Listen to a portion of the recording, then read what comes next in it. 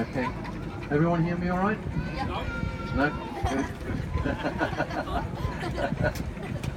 Okay, we are the Gas Turbine Builders Association. We are just a bunch of enthusiastic amateur model engineers who love things that spin very fast and burn very hot. Gas turbines. We're going to show you today, this is the KJ66. KJ66, the 66 simply stands for the diameter of the rotor inside it.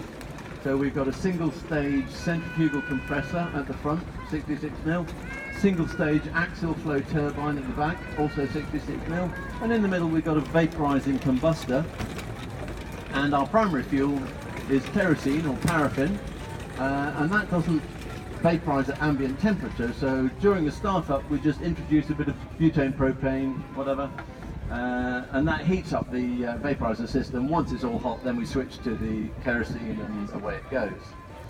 So the starting procedure for a jet engine, rather like an internal combustion engine in your car, turn the key, electric starter motor, Bendix drive drops in, kicks the engine over, gets the 4-cycle process started.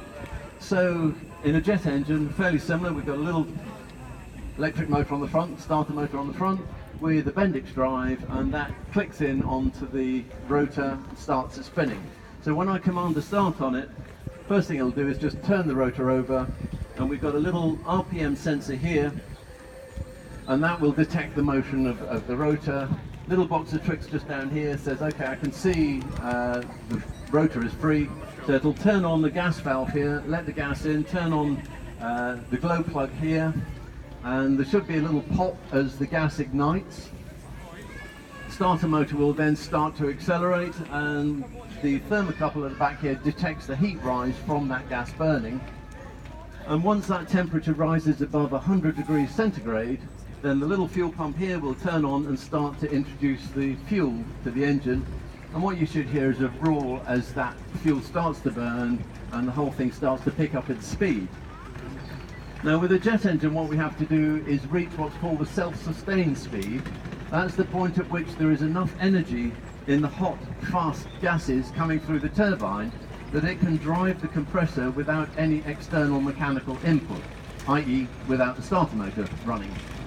On this engine that happens at about 22,000 RPM, and so as we can get well into the self-sustained speed, the starter motor will continue up to 24,000 RPM before it cuts out and releases itself from the rotor, and then the energy in the gas flow through the turbine is enough to drive the rotor up to its idle speed, which on this engine is 36,000 RPM. So once we're running at 36,000 RPM, the little box down here will say, okay, I got good temperature from the exhaust, I got good RPM, so you can have control of the throttle, and we'll then just play with the throttle range.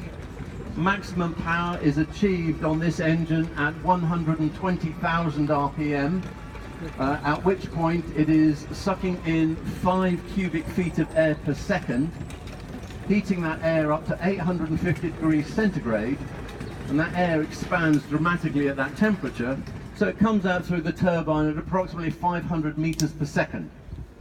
So we've got a very fast jet wash coming out the back end. This engine weighs approximately 1 pound, half a kilogram, and with that air flowing through at such a high speed, what it's doing is delivering us about 15 pounds or 7 kilograms of thrust.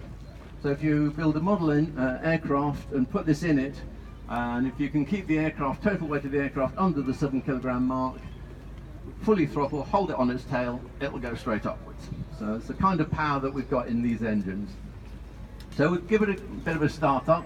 If I can recommend, particularly amongst our young audience members, that when you see me put these on, I would strongly recommend fingers in ears, save your hearing, and probably that goes for most of you. You'll probably do it automatically anyway. The noise very close up here is very loud. The thing is, it's high frequencies, and people around will hear a slight whistle, but the noise dissipates very quickly. But close up you'll find it quite noisy, so save the hearing. Right, let's try and get this started. I've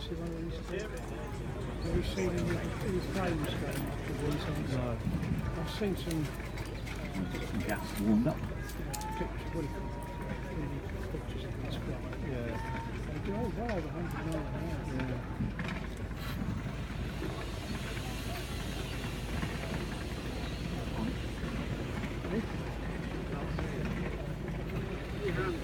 Huh? Smell again.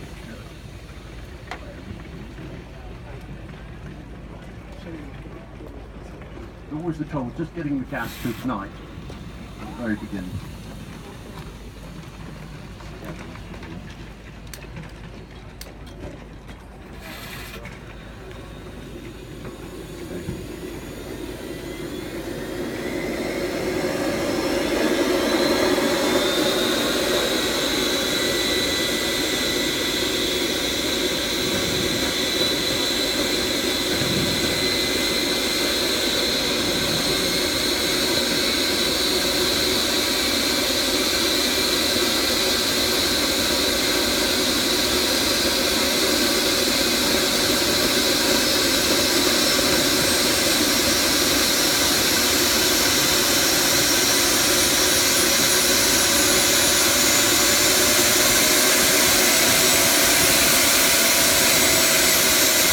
There we are running at 35,000 RPM.